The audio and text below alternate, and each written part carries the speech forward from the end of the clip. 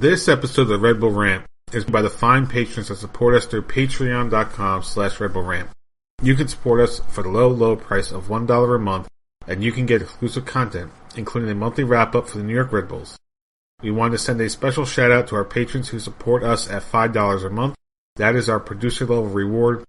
Thank you to Jeremiah Dempster, William Martin, Gwen Rachesco, Clayton John, Chris Adamek, and Maeve Dartinez.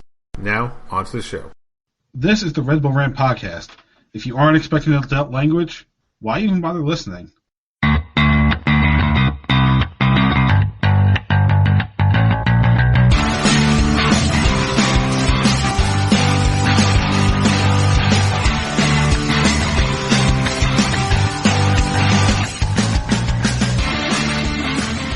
Welcome, my friends, to Show Them Friends. This is the Red Bull Rant podcast. I'm your host, Jason Ifico. I'm Pat McDonald. I caught you fish tonight. I'm Truman. I just saw LeBron James dunk on my screen, which is really weird, and this is episode 374. Fool us twice. Won't get fooled again. So, no game to talk about, at least on the Red Bulls front. Another postponement. I mean, if there's a drizzle, is anybody going to a game ever again at Red Bull Rant? Not anymore. No. So I know you guys were kind of there. Mm-hmm. How bad was the weather? Bad. Yeah. I mean, well, I left early. Because I was scarred by Miami, and there was a lot of lightning, and I knew anytime there was a lightning strike, you're talking another half-hour delay. But it seems like the rain really happened after I left. Oh, it sure did. Yeah. Sure did. Yeah. First of all, I could have told you that field was unplayable an hour before they fucking called the game. Mm-hmm. It was a fucking mess. The players should have come out, warmed up for about a half minute, and gone, no. Mm-hmm. And yet everyone sat there like a bunch of idiots thinking the game was going to happen. So that was fun. And then the game getting called at whatever the fuck time it was, I don't know, 10:30. And then it was torrential downpour at that point. Torrential. What a fun walk back to Buena Braza that was. Mm-hmm. Good times, soaking wet, soaked shoes, soaked pants, soaked shirt. It was fucking great. It's fucking embarrassing! I wish there was a trash can for Coach to kick at that game. And the best part is, looking at the forecast right now, for Newark, there was a flash flood watch in effect from 2 p.m. Friday through 2 a.m. on Sunday. That should go over well. Hey, we can't lose if there's thunderstorms, right? That's right. True. Undefeated in thunderstorm weather.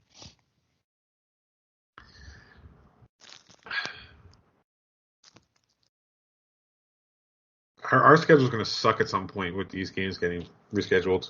Oh, yeah. I mean, it'll suck regardless, but it's going to get sucked more with this. It doesn't matter. We're not making the playoffs anyway. May not be making the playoffs, but Jesus, I mean, come on.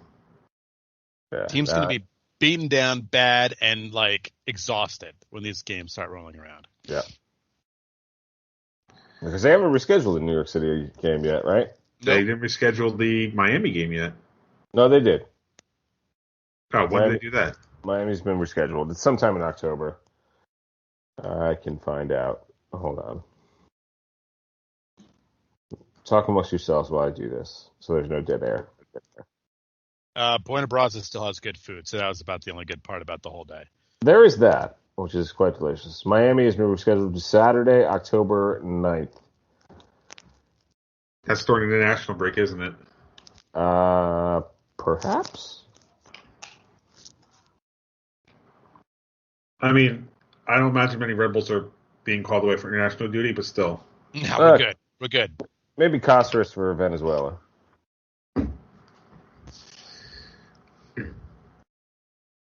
All right, so since we don't have anything to talk about with the Red Bulls, just, I guess, kind of mention, and we're going to have a discussion based on our Facebook discussion last night. Liga MX and MLS. So last night was the All-Star game.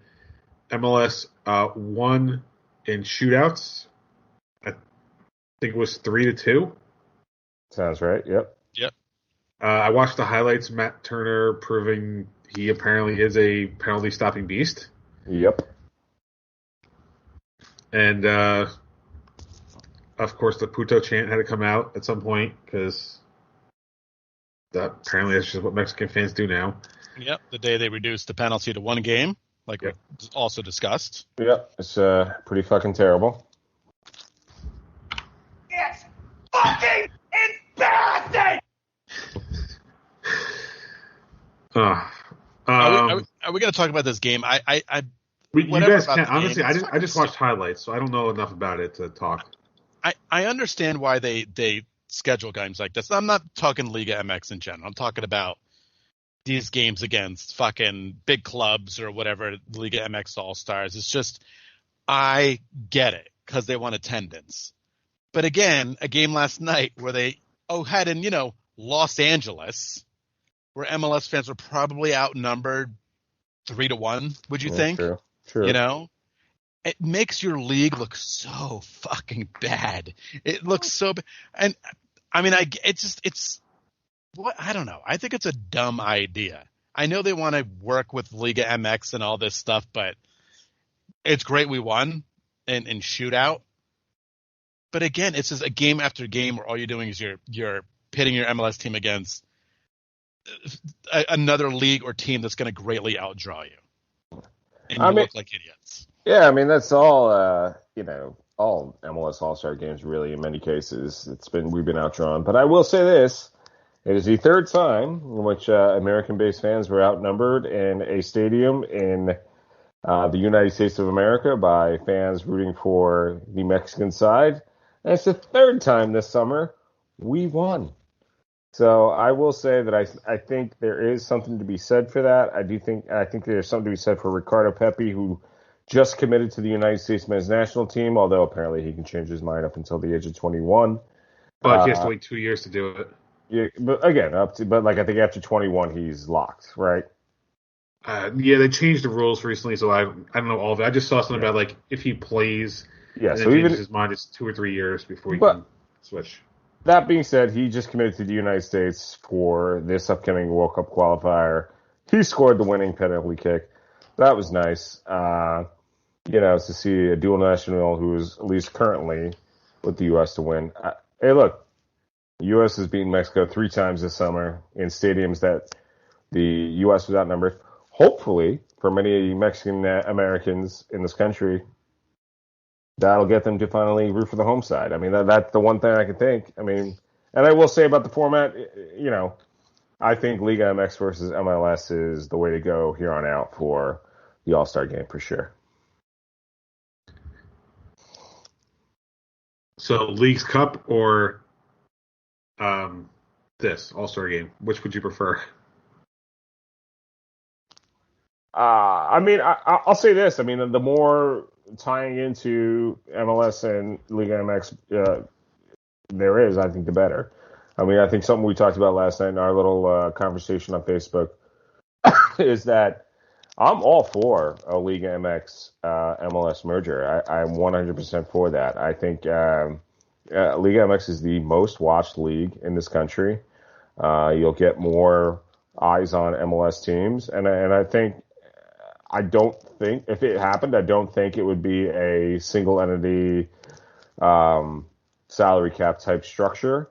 And I think it could wake up a team like us, Red Bulls. Like Red Bull, I think if they were threatened with the embarrassment of relegation, they might actually give a shit about the team here in Harrison. Well, we know that's not going to happen anyway with relegation. But the thing is, will MLS relinquish their stranglehold on every team? I mean, that's really obstacle number one, is that they have the final say over every move. Still, they pretty much make up the rules when European players want to come here. They pretty much make up how they get back here and what team they play for, which is always hilarious. And that's the biggest thing.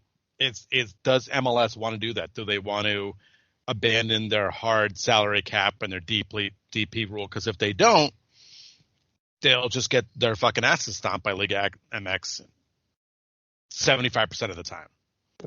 Well, that's just it. If you're talking to a joint league, they would obviously have to have a joint rule system. I mean, you can't have one portion of the league operating under salary cap and one portion of the league spending whatever the hell they want. And I think joining up with Liga MX and, again, getting that TV money that you're now getting because, hey, Fox Soccer is going to be like, oh, I can get 2 million viewers because people watch Liga MX. Yeah, hell yeah, here's more money. And I think it would make the idea of the idea of abandoning single entity a little bit more palatable when there's more money in the coffers to begin with. And I will say this merger will never happen unless there's promotion relegation between the Liga MX and MLS teams. It just won't happen. There's no other way it'll happen. I don't think I could be wrong. Maybe there's the top 10 Liga MX teams will be like, oh, all right, well, fuck the rest. I mean, you could see that happening too. But I also do think we're getting to a point in MLS where teams, I think there's a lot of ambitious sides that are kind of sick of Colorado, oddly enough, is doing well this year, but sick of the Red Bulls who are just like, we're a farm team. I mean, we're going very Chivas USA right now with the way our team is rolling. And as we've discussed, now I believe how long have we been doing? 340 episodes, right? 300. What is it? What are we? 374. 374. It was probably episode 10 where I said I would never speak about promotion. Two things I would never speak of again, right? Promotion, relegation, European schedule. The two things that will never happen to Major League Soccer. I'm just going to remind everybody. I mean, Pat and I talked about this, and Messenger for a while. Just going to remind everybody why sponsors would pull out, network broadcasting would pull out, fans would pull out, except for maybe like Sounders and Timbers fans. They don't give a shit. They'd pull out if their teams got relegated. It would be it would just be a disaster. Teams getting promoted from Division 2 do not have the stadiums that can actually be worthy of playing in fucking MLS, as I exampled the fucking Pittsburgh Riverhounds and their 5,000 seat, whatever you want to call that field. Should I go on? There's tons of reasons why it wouldn't happen, but I think the biggest thing is YCFC playing in a baseball stadium. Yes, really. Yeah. You already got bad stadium situations. I think one of the biggest reasons, again, is that this country does not have 150 years of this sport where fans are going to follow their team, live or die.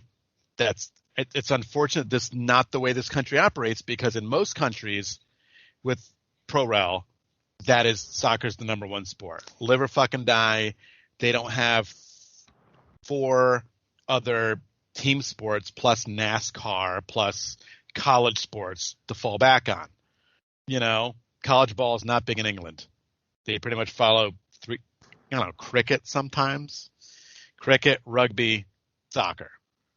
So there's more ingrained in like these sports than we have. Like, oh fuck, Red Bulls got relegated. Fuck it, let's go Yankees, let's go Mets, Giants. I don't give a shit anymore. They're just it's just not in their blood. It's not. Baseball would work if there was not a minor league system. I would love to see the Lehigh Valley Iron Pigs get promoted to MLB. That would be fun. The thing is, when we had this conversation however many years ago when we did this episode, when we had Ted Kaczynski on the show, that was his name, right? Mm-hmm. Sure. USL is not as strong as it is. I mean, the thing is, people go to USL games. They're passionate about USL games. There are teams in MLS right now, I almost don't feel like they belong in MLS because people don't give a fuck. I mean, our fan base cares when when the front office cares, when we actually have players on the field. I bring back to the Jesse March days when we were averaging 20,000 plus. Maybe I'm looking at it selfishly, but I think if the threat of relegation for the New York Red Bulls would actually make them give a shit, it would make us a consistent top 5 team in this league. And that's selfish, sure. But when we're going back to the idea, if we have a a really like where Liga MX MLS is one league, there's just no way there's not going to be pro rel. That would be my point there. And ultimately, USL, I think next year starting a pro rel experiment. We'll see how that works out. We'll see if people pay attention. We'll see if the relegated teams fans get going to shitter. In terms of the winter schedule, I mean, well, again, if we're going to do a Liga MX partnership, we'll probably have to go to a winter schedule. I will say, might want to consider getting those rooftops. It's expensive, and we talked about this in our little chat as well, as expensive as they are on some of these stadiums. But I do think we are at a point in this country in soccer that pro rel could be successful compared to about however many years ago when we had this conversation. I just think the passion is there. All right, so I'm going to remind you guys again why that schedule does not work, because there's two huge factors why winter schedule. I can't believe I'm bringing it up again, but I do like discussing it. Just we probably have a ton of new listeners now, right? Two biggest reasons. Number one, let's get back to the whole thing about like fan bases and you follow your team live or die or whatever. MLS doesn't have that as much as other leagues. MLS definitely relies on family outings, camp outings. Aside from like, again, maybe 5 teams in the league, they depend on those people buying tickets. I know the Red Bulls do. They depend on those games where it's groups of people coming out. They are not coming in dead of winter. Revs fans are not going to Foxborough to watch the Revs play in the winter, because you know who they do go to see play in the winter? The Patriots, the Celtics, and the Bruins. And that's where their money's going. I should know. I fucking live up here. I'm telling you right now, when the competition for post sports is one other sport, and that's baseball, where you can see it almost every day. And that's it. It's baseball. Everything, college sports is in the wintertime, winter, fall. Football, hockey, basketball. It's too much competition. I'm telling you, attendance would plummet because people are going to decide where they want to spend their money in the fall, and it's probably going to go to those other sports. Well, I'll tell you right now, I'm not arguing for a winter schedule if we say remain single entity, or even if we create an American-only pyramid. That I'm not arguing. I mean, then you stay there. But if you, again, partnered with Liga MX, I mean, Liga MX I don't think is joining the summer schedule. I think they're going to stay on the winter schedule. Yes, they shouldn't. Yeah. They should not in the summer in Mexico. Yeah, but again, you're talking about TV money. TV money is the game. I mean, that's the game now. And if you're going to get exponential amount of TV money for by joining up with Liga MX, there's concessions in that. It's not going to be a single entity. There's not going to be no pro rel. And you're probably going to have to go on a winter schedule. But again, you're going to have a ton of fucking TV money to go there. Once again, that's why I understand the cost. I 100%. That's why you talk about retractable roofs. I mean, I know it's expensive, but that's what you consider. You could also, I mean, I know I don't entirely understand the closer aperture, but there is a break. And much like Germany has in, Germany, they have a winter break. I mean, except in Mexico, they have 2 different champs, one for each. What's that? I was looking it up because I wanted to talk about it. Apertura and Clausura, they each have their own champion. Yeah. So they have technically 2 champions every year. Yeah, which is, that's fucking dumb. I admit that. And maybe we can convince them to do like, one champion only, because that makes more sense. But and then apparently they do a mini playoffs at the end of the year, or at the end of the Clausura. So. And I'm all for that. I'm all for keeping something American in this whole thing. I never really understood the team that was best as champion. I don't know. Maybe that's just me being American, but whatever. Quick thing about roofs, just to remind you, if we talk about teams building roofs on their stadium, conceptually, would it work for the Red Bulls? Yeah, maybe. The Revs, the Fire, Sounders, Minnesota. Who do I leave off? Columbus, probably Cincinnati. not. Cincy, maybe you could in that stadium. I don't know. But right there, I'm just telling you, the Revs, the Fire, Sounders, Minnesota are not putting roofs on their stadiums because 3 of those are football stadiums. Portland, yeah, Vancouver, Portland, you couldn't. Portland, Toronto. It's just Oh my God, Toronto, you could forget about it. You think anyone's going to winter games in Toronto? Montreal. Anyone? At that point, you might as well just Montreal, move no one's going there. Well, Saputo. Montreal will play their indoor games as they have in Olympic Stadium. And again, And Toronto could do it at Sky Dome. But those teams didn't build those stadiums to play in the wintertime. And get it, there'd be an investment. There's no question.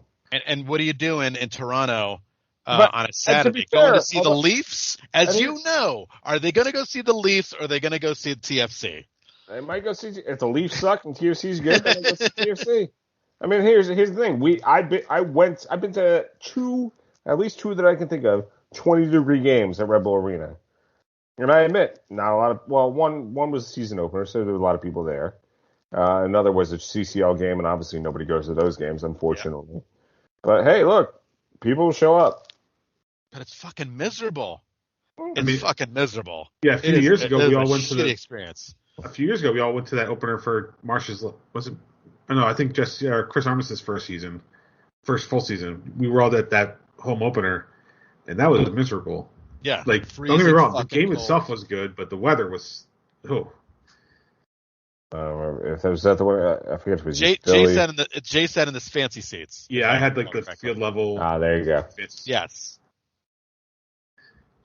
So I don't know if this is a good idea. I mean, yeah, there's definitely pros to it with the whole extra TV money and stuff, but and it would definitely force either a much higher salary cap or no salary cap. The interesting thing was apparently Liga MX suspended Pro Rel for like 5 years starting in like 2020. And FIFA said this better be temporary. So I can't imagine, and we already have an exemption to play U.S.-Canada as one league from FIFA. I can't imagine them expanding that exemption and allowing Pro Rel to not happen. Yeah, there would have to be Pro Rel. If there was to be a Canadian-American Mexican Super League, there would have to be Pro Rel. Yeah, there's no way FIFA or CONCACAF would ever sign off on that without that added stipulation. I think it would overall probably be a good thing. You know, getting more eyes on the teams in America. Whether or not they're playing a Mexican team, I think that would draw more talent to the continent. The whole reason Europe is a destination is because the club football in Europe is undoubtedly the best club football in the world. If you make a Liga MX MLS league, not saying it's going to be the top league, but you could start to challenge that top 5, top 6 leagues in the world and start making inroads. I mean, that's a very real possibility. Well, don't disagree. And, you know, year after year, since I've started following the team in 2011, MLS as a whole has gotten bigger in terms of its fan base. You know, like Truman said, we don't have 150 plus years, but we're starting to now see second and third generations of fans, right? Because now we're getting the parents and bringing their kids to the games and all this stuff. You get a good quality league, you get it to last a while. The benefits aside from the fan base, now you get more interest from the player base, right? So now the U.S. national team pool gets better. The Mexican national team pool gets better. Presumably the Canadian team's pool gets better, right?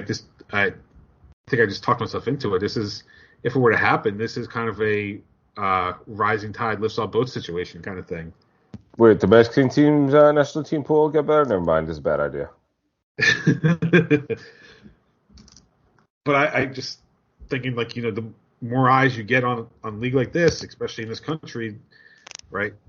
One of the hardest things for club teams and the national teams is getting young kids hooked on the sport and staying.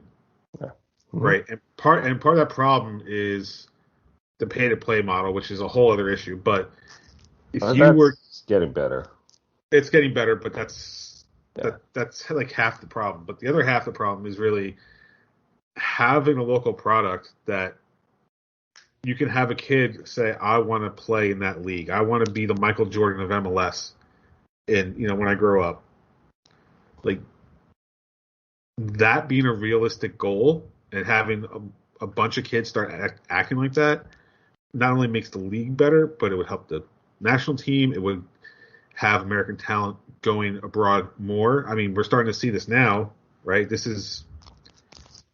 I'm pretty sure this is the best time ever for an American to go abroad and play in Europe or anywhere. Oh, definitely. Right? Our players are finally starting being recognized as some of the best in the world. A super league like this would definitely raise that profile. Yeah. No, I mean, I think about it. Like a few years ago in the CONCACAF Champions League, we played Chivas, the Guadalajara in Red Bull Arena, and there's maybe 20,000 people in that stadium, and 5,000 were Red Bull fans.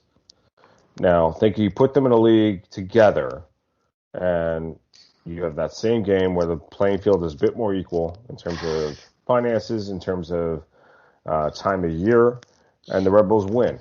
Now, how many of those 15,000 Chivas del Guadalajara fans who never lived in Guadalajara, have grown up in New Jersey, then might say, oh, Red Bulls are pretty good. That's my local side, and I can see them every week. And then you're talking about siphoning off Mexican fans when you come right down to it for this thing. And that's ultimately why I think there is a great benefit to a Liga MX MLS Super League. Unfortunately, I think that's been the plan for 10 years with the Red Bulls, and yet nobody's changed teams. Again, don't come to the games, unfortunately. Again, you're talking about a scenario in which we are not playing Santos. We are not playing. Trying to think of other teams down in Brazil. We are not playing Mexican teams on a regular basis. But when we're on an equal playing field and we are beating them, which again, if you threaten Red Bull with promotion relegation, and you threaten Red Bull with being embarrassed on a far bigger, grander stage in terms of a MLS Liga MX Super League, I don't think they can afford to be passive anymore. I don't think they can afford to view Red Bull New York as an expansion, as a minor league team, as they currently do, farm team. Let's just start with getting rid of the salary cap. How about that? How about step number one? Or at least make it a hard cap. Spend money. Get rid of the dumbass rules. Get rid of TAM, GAM, all this bullshit, designated players. Just make it a hard cap. I'm actually okay with keeping a salary cap in MLS currently. But let's just, make it a hard cap. And then do what the NFL did a few years ago when, Jacksonville wasn't spending their money and say, no, you got to at least spend X number of the cap. Or else you're out. Or you're fined or whatever. Salary floor and cap. Yeah. Salary cap and a floor. Which, I mean, totally makes sense. Mm-hmm. And I can't imagine the players would ever argue against that, right? Having a salary floor guarantees the players are going to enough players are going to be getting more than minimum to give some concessions to the owners. Yeah. What a time to be alive, everybody. What a time. I mean, that's the thing. The money's there, right? Realistically, the money is there. Mm-hmm. The question is, are people willing to spend it? Yeah. I mean, if Jeff Bezos can spend 0.01% of his money to just barely miss going to space, we could fund the team. We could fund the soccer team for at least a few years. And his penis rocket? Yeah. Funny side note, NASA changed the rules for what qualifies as an astronaut because otherwise Jeff Bezos would have been one without technically hitting outer space. There you go. Learn something every day here on the Red Bull Rant. That's right. All right. Anything else we want to talk about? Not even just Liga MX, MLS. Anything. Might as well just do dumping ground now. As I said, before we summon him, let's move on. All right. But I guess dumping around U.S. national team, if we were going to do it related before, U.S. national team rosters out. My only thing is I wish Matthew Hoppe was on this roster, and he's not. I am sort of surprised.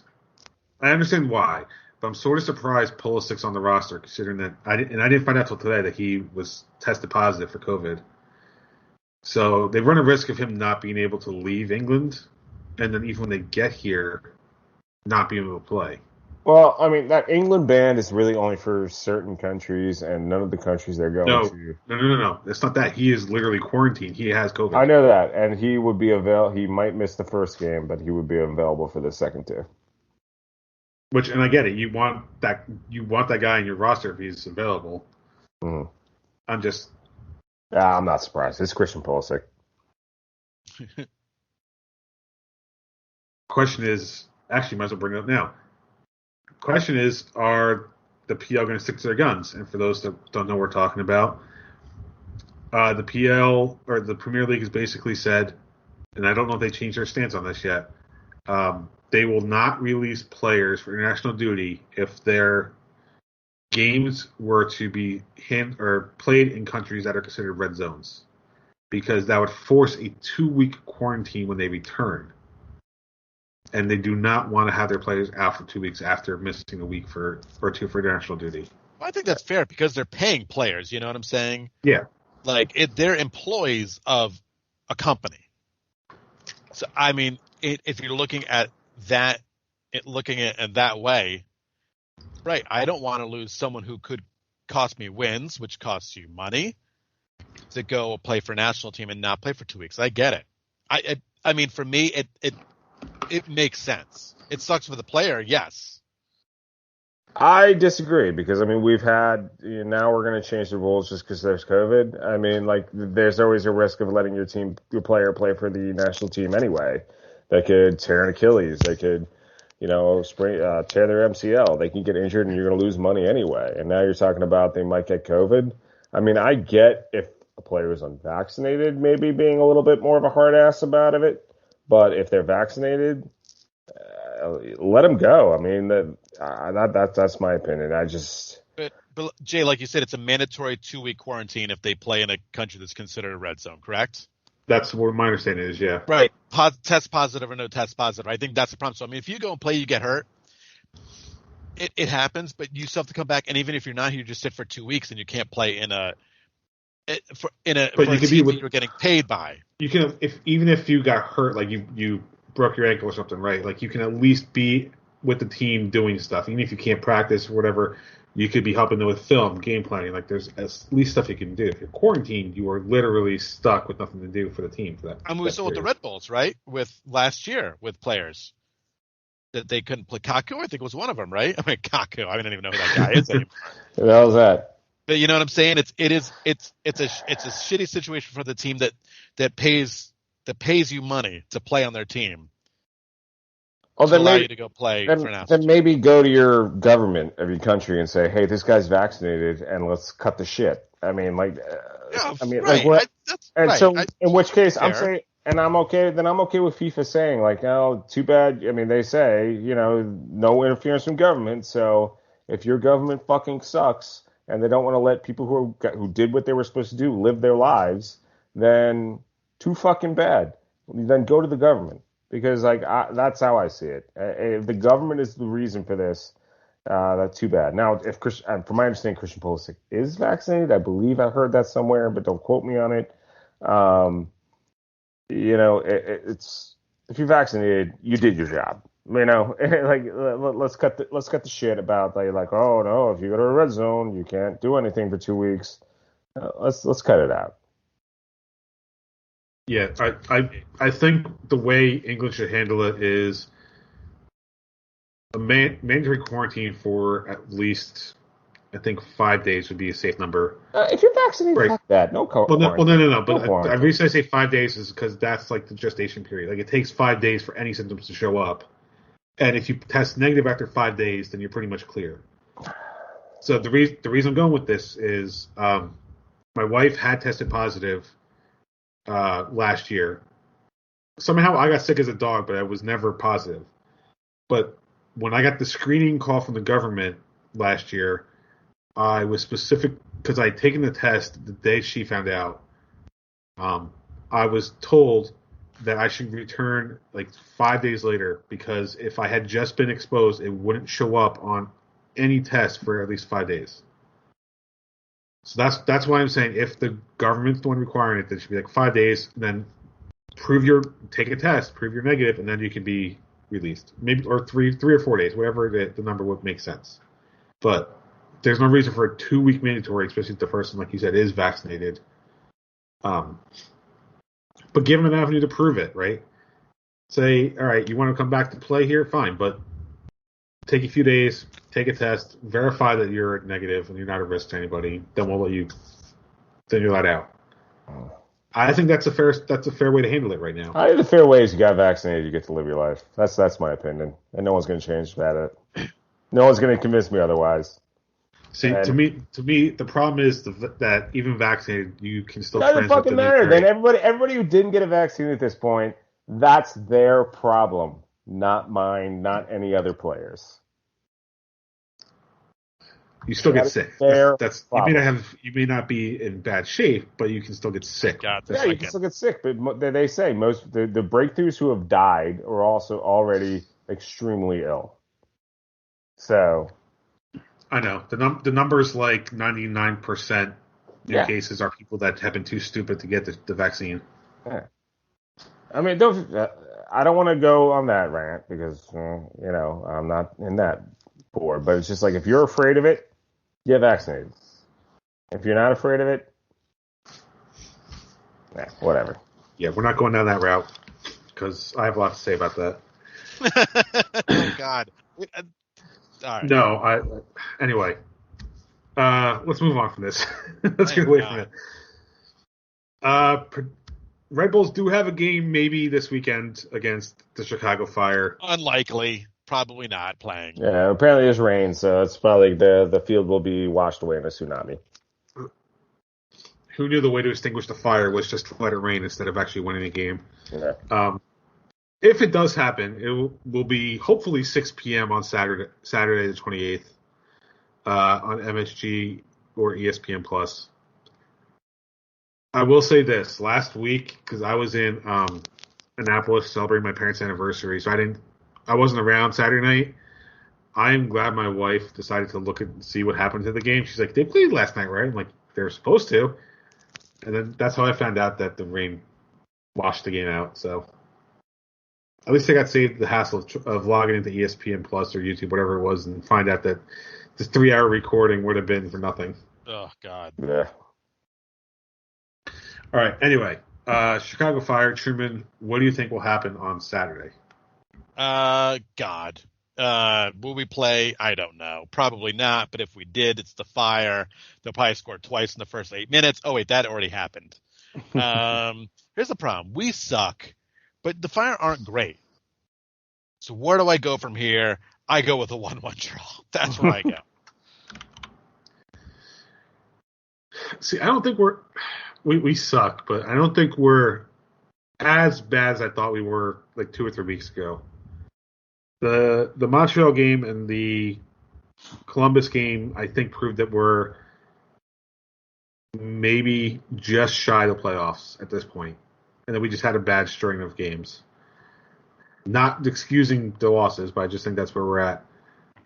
Chicago is probably around the same area. I think a draw is very realistic and likely. Although I'm going to say 2-2 because crazier things have happened. Can I get more points if I predict a rain out? Yes. I was going to ask you if there was a way to bet on if the game would even play. But you have to predict exactly why it gets rained out. And what time the postponed kickoffs go to. All right, fuck it then. All right, I'll go with a 1-0 win. I do think Chicago's bad enough that we'll win, so I'll go with a 1-0 win then. So if it gets rained out, do you think it goes to 10:45 kickoff before it gets canceled? Yeah, of course it will. I mean, you really think MLS has learned a lesson from anything? Get the fuck out of here. I wonder what would have happened if they just played on Sunday instead. Oh, the last game? Yeah. I don't know. Well, once you're talking. That's what the bullshit was because national telecast. So, I mean, because it would have made sense to move that game up to 1:00 that day, and then they could have actually played. I think they're also competing against the Little League World Series now. So. Oh man, Who gives a shit? watch out.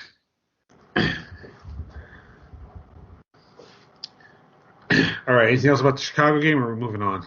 Moving on. Okay. New York Red Bulls 2 continue their streak of losses. 3-2 loss to the Charleston Battery.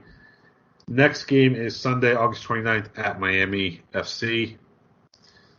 Gotham FC suffered a 2-1 loss at the Portland Thorns. With their last game with their manager, which I have to look up the name of now because I can't remember off the top of my head what her name is. Because the Gotham FC manager, Freya Combe, has signed for Angel City. And Gotham FC was like, yeah, no, we're not going to let you finish out the year. Sorry. Yeah, how do you let that happen? I don't know. I was wondering that. I'm like, how is she under contract and they're allowing her to even talk to anybody? Yeah. Who the hell knows?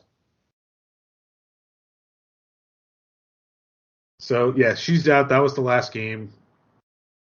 And they've been unfortunately on a slide recently. They're now down to number 5 in the NWSL. 5-6-4 with 21 points. Yeah, it was fun while it lasted. It was a good ride. Hopefully the Carly Lloyd goodbye tour gets some good mojo going. Amen.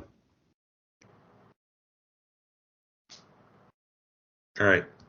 So that brings us officially to the dumping ground. I'm the trash man. So we have anything else we want to talk about? Nope.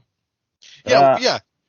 Hold on. Why is the American Dream Mall closed? Like, why are those stores closed on Sundays? Like, what's up with Bergen County blue laws? I don't know. All right, Who cares? I went to that Fuck stupid that mall and those stores were closed. I was very upset. What a fucking waste of a Sunday that was. As if you didn't get your Saturday ruined. Yeah, seriously. I refuse to set foot in that mall. Well, the restaurants were open and the mini golf, but all the retail stores were closed. I don't know. I don't get it. Bergen County, get your shit together. What decade is this? All I'll say is Dummy Ground is going back to the U.S. national team roster is that Josh Sargent scored 2 goals for Norwich City in a League Cup match. So hopefully he's hot now. Boom. You mean Norwich City legend? Yeah, Norwich City legend Josh Sargent. All right. Ted Lasso, if you guys are not watching the show, definitely sign up for Apple TV Plus and do it. Oh, so good. I haven't caught up. I might let it go a few more episodes because that's a good marathon show right there. It definitely is a good marathon show. Yeah, agreed. I can respect that. The last episode though, I won't spoil it. All I'm gonna say is the last. Yeah, watch this. Hold on, watch. Okay, there we go. Oh well, okay. Now, listeners. Yeah, I'm not gonna spoil it for the listeners. So the last, 4 or 5 minutes. I'm coming back. I'm coming. All right, that's it. That's all you got. I don't know what you're talking about, but it's over now. No, I'm not even doing spoilers because of the listeners. So basically, the last 4 to 5 minutes are amazing in that episode. Yeah, that's fine. Hey, I thought it was really well done. So. Oh, it was. No, it was. Yeah, absolutely. I'm not criticizing your opinion. Your opinion is good. All right. Let's move on. It is time for Pat's betting corner.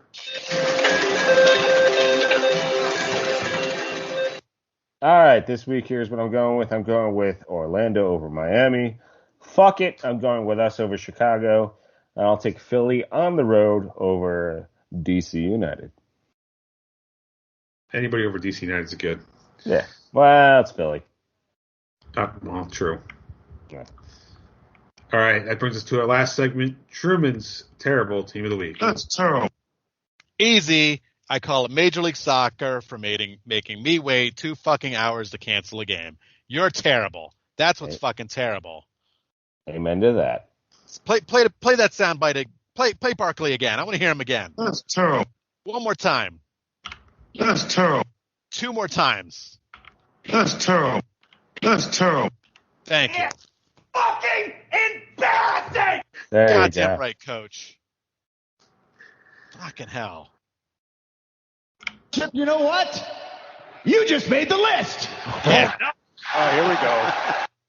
MLS is on the list. All right. On that note, Lowest common denominator. let's wrap this one up. You can visit us at patreon.com/Red Bull Rant. $1 a month is all you need for exclusive content, such as our monthly wrap-up, live post games, anything we decide to do. You can email us redbullrant@gmail.com. Call us 973-348-5329. Leave a voicemail. Facebook.com/Red Bull Rant. On Twitter @Red Bull Rant for the show. At Dr. Steve for myself. The Truman for Truman. Subscribe to the show via iTunes, Stitcher Radio, YouTube, SoundCloud, Spotify, pretty much anywhere you can find a podcast. Last word before we get out of here. There's only one thing good coming out of the city of Chicago, and you know what that is. Motherfucking CM Punk is back, baby. That's it. CM Punk can't fucking wait against Darby Allin. It's going to be fantastic.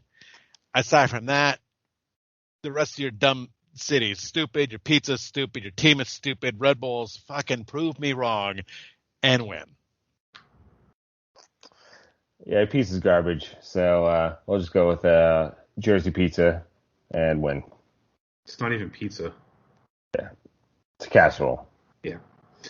All right. For Pat, Truman, and myself, this has been episode 374 of the Red Bull Rant. Thank you guys for tuning in. As always, go Red Bulls.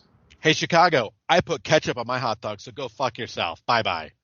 Lights.